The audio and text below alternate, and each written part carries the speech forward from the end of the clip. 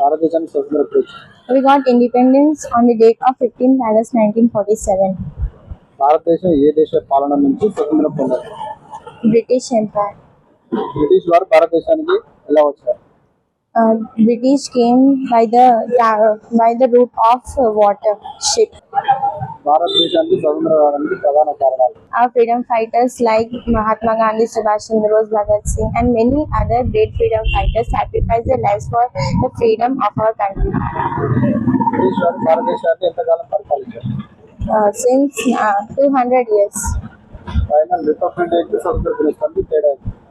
Independence Day is celebrated because on that day we got independence from the British, and on Republic Day our constitution was derived. అందరూ మన దేశాన్ని కాపాడండి, సురక్షితంగా ఉంచండి, శాంతిని పెంపొందించండి, చెత్త ఎక్కడ వేయకూడదు, మంచిగా శాంతిని పెంపొందించండి. సో అందరూ తమ ఇళ్లలో తిరంగా జెండాను పెట్టుకోండి. భారతదేశానికి స్వతంత్రం 1947 లో మనకి స్వతంత్రం వచ్చింది. ఆ రోజున అందరూ స్వతంత్ర దినాన్ని పండుగగా జరుపుకుంటారు. నా పేరు నాగేష్. నేను 8వ తరగతిలో చదువుతున్నాను.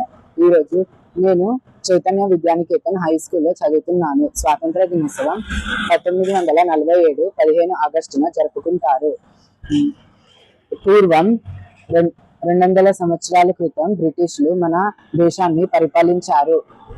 ఎందరో మహావీరుల త్యాగం వలన ఈ రోజు మనకు స్వాతంత్ర దినోత్సవం జరుగుతుంది.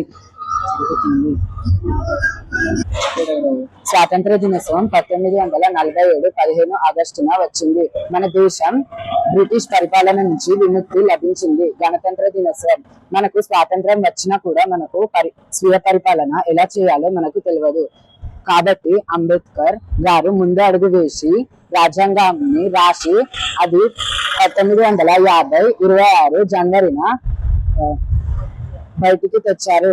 దాని వలన మనం మంచిగా పరిపాలన చేయవచ్చు.